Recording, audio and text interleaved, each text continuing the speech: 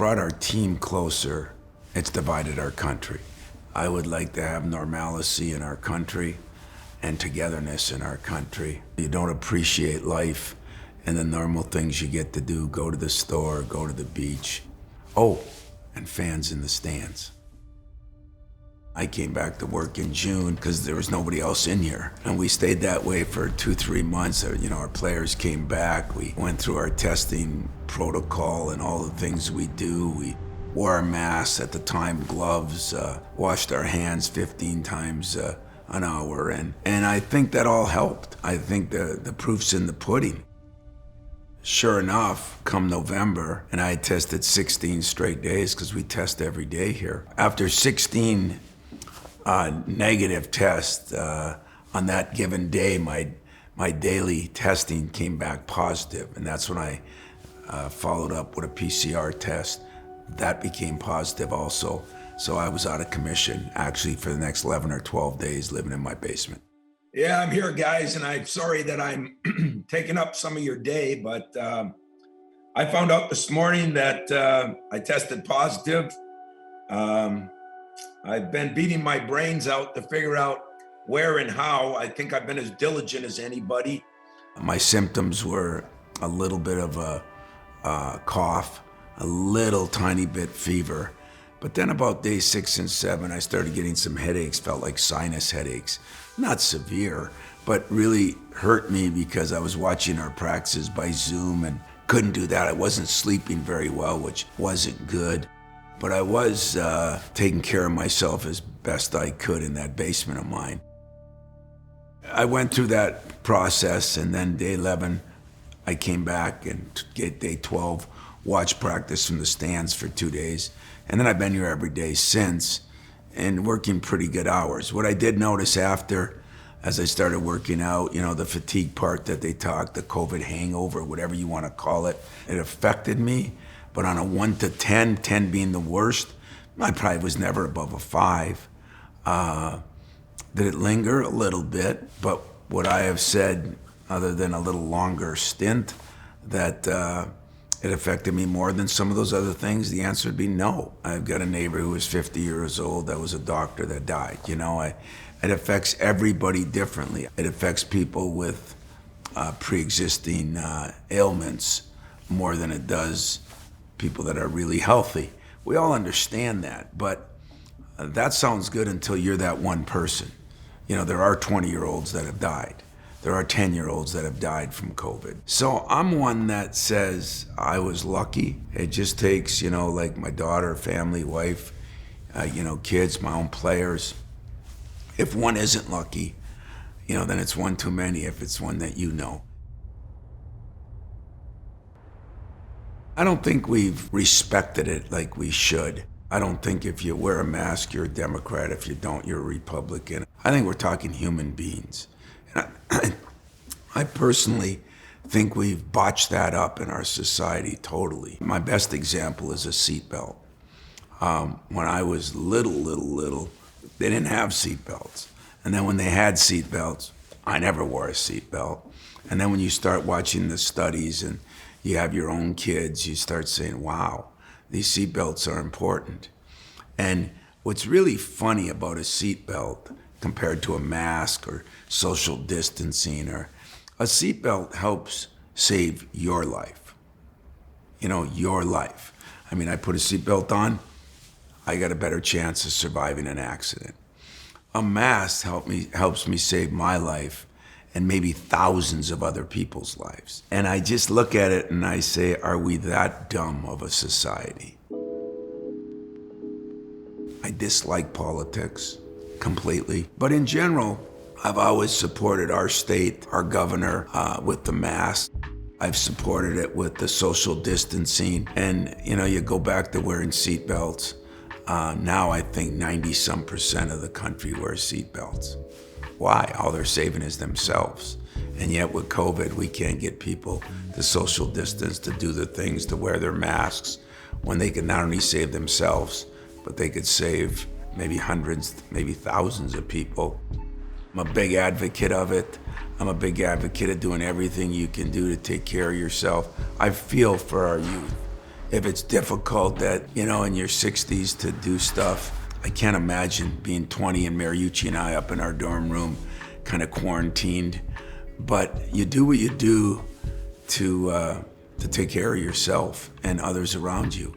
We think a season's long at 5 months. You've had 10 straight months of this, and I salute you. You got more stamina than all these great athletes that are standing in front of you, so thank you all. This is the ultimate example of sometimes you do stuff for the person next to you, not just for you. And that has been disappointing to me on how our society has handled that.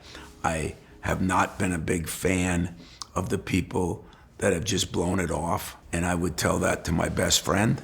I would tell that to the President of the United States. I would tell that to my players. Do what you can do to help everybody.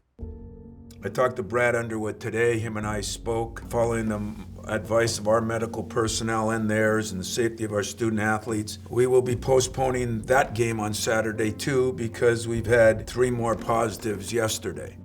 What happened the other day shows the power of this virus, because my guys have done an unbelievable job. And I want to make sure I state that. They want to play. They'd play with 6 guys. Hell, we play with 4 on 5 if we could. If you would have seen the disappointment in my players' eyes this morning when I told them we had to postpone another game, it was a struggle. If I'm losing sleep over it, just think what some of those guys are doing, because there is a true love to play the game. So with that disappointment, there's nothing I could do to explain to them why. As far as the next few games or days, we will continue to daily test. We're going to continue to follow the advice of our medical personnel, who have been outstanding since day one. As they allow, we will do individual work and small group work tomorrow, the next day. We're hoping that we can start practicing according to the protocol, because we have done some things over the last few days. We will only return to practice as a team when they tell us it's safe for our players and my staff. COVID-19 it's rocked our world. And what it's done to basketball, to see what sacrifices everybody's made. Our players have made a lot of sacrifices. And people out there should know they've made a lot of sacrifices to try to bring entertainment, to try to have a season, to try to do the things that they gotta do to keep our season going. They've given up a lot. They've done stuff that their friends wouldn't do, meaning stayed in quarantine or stayed just with the team for the most part. And then there's the mental stress on people. Be cooped up in your apartment when you're 20 years old is not easy. But I'm really proud of my team for how they've addressed it. And I understand, by the way, you could do everything right. I don't think I went anywhere besides this place, which is almost quarantined in itself, my home, which is quarantined. I went to the store a couple times, but I have no idea how I got it. I realize that some of it is doing everything you can do to take care of yourself, and some of it is the luck of the draw. And I'm a walking example. So I'm happy that I was able to survive it. I'm happy that I had no problem talking about it, because if somebody hears what I have to say and that can help them, then I've done more than coach my basketball team.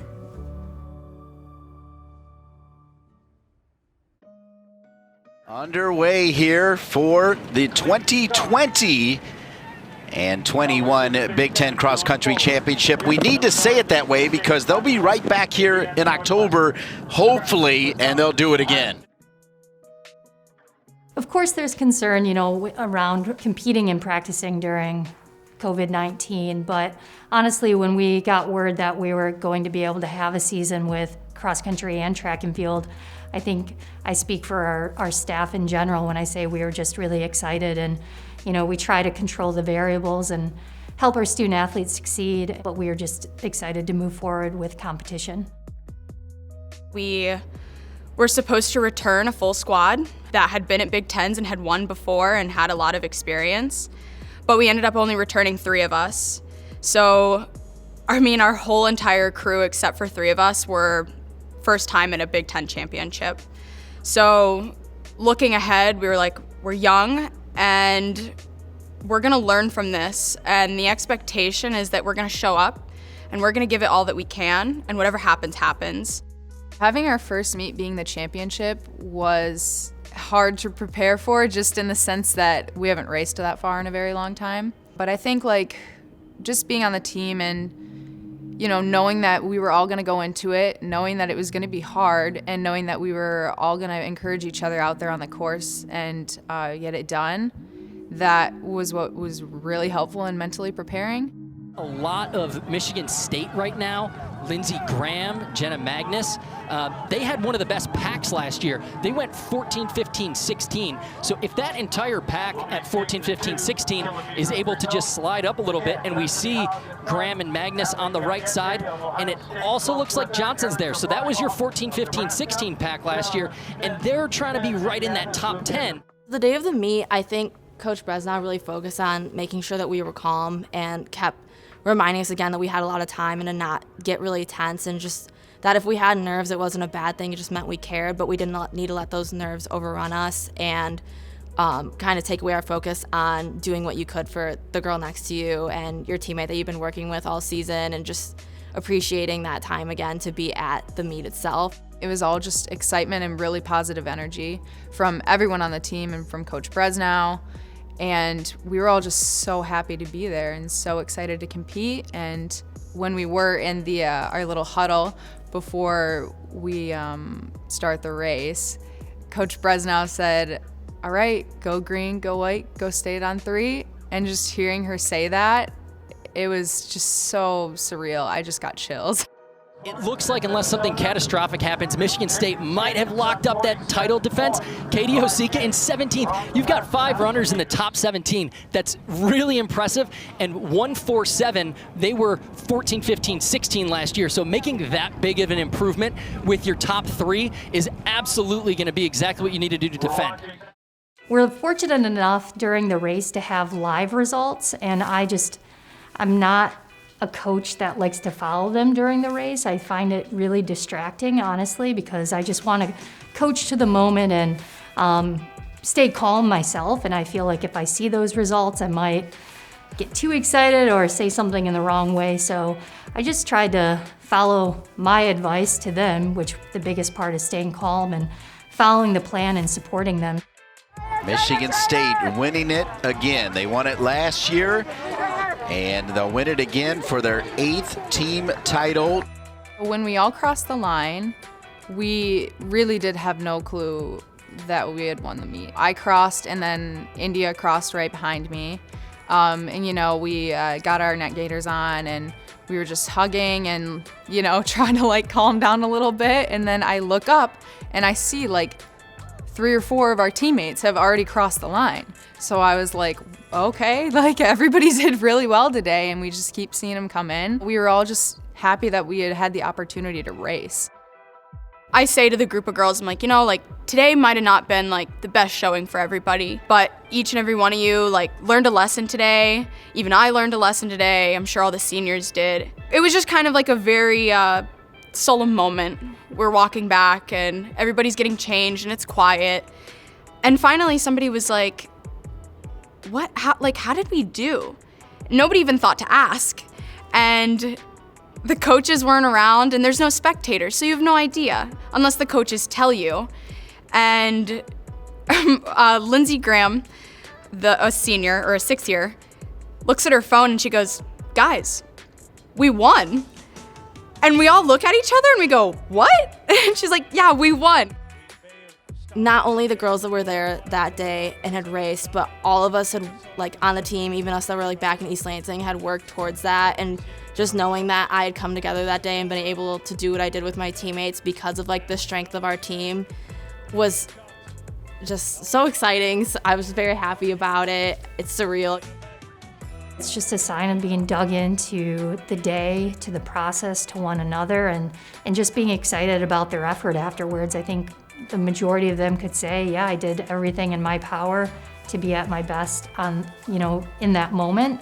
And so they were excited about that. Finishing first on that day was kind of like a cherry on top.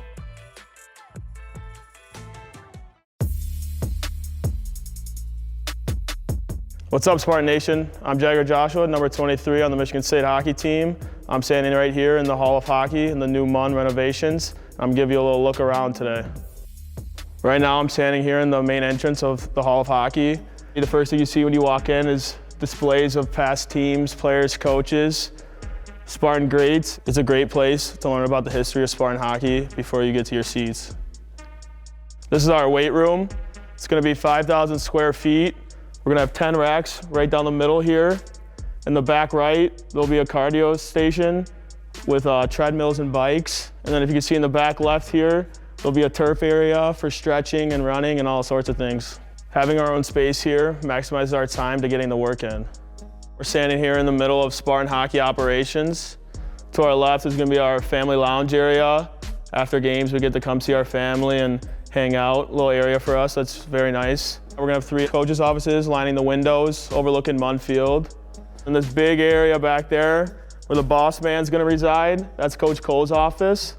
You can see through, maybe if him and Tom are in the office at the same time, they can wave at each other. That wraps up the new front door of Munn. Let's go check out what we got downstairs. This right here is our players' lounge.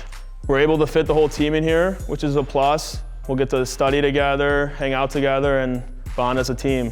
Let's go check out one of the coolest parts of the new renovations. This is gonna be our shooting area. This is pretty exciting for us players, mainly because we don't have a shooting room right now. This space allows us to come in whenever we want and get shots up and get better. Right now I'm standing in the middle of the new locker room. Probably what most guys are most excited about, taking that we spend the most time in here. It's gonna be shaped in an oval, which is really nice so everybody can see everybody. And I'm just can't wait to sing a lot of fight songs in here.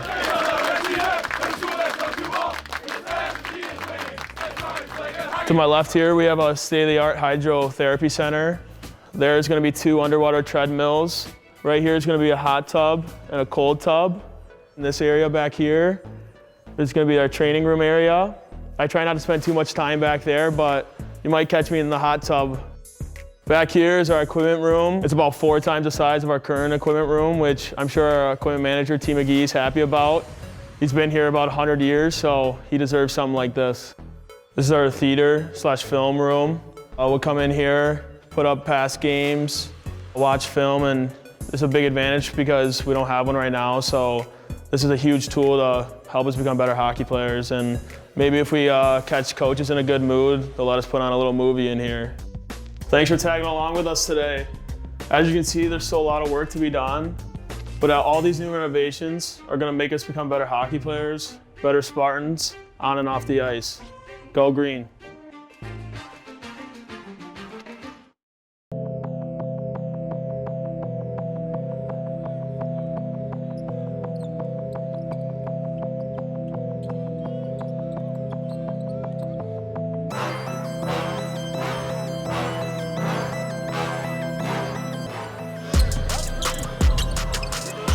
Puts it on the deck. Langford will give another triple try. Look, and he gets the soft touch and gets that to fall. Back to AJ down the lane. Scoop shot off the glass is good.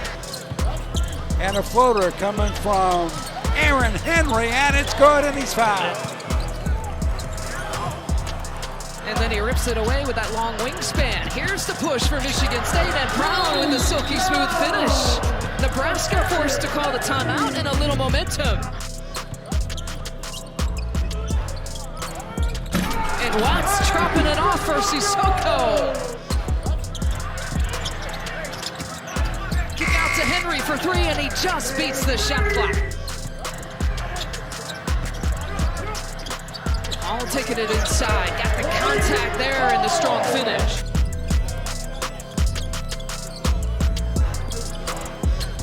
On this team, the tip dunk finish from Gabe Brown. Michigan State with the basketball out front. Langford for a long one. His 3 ball is good. He got it.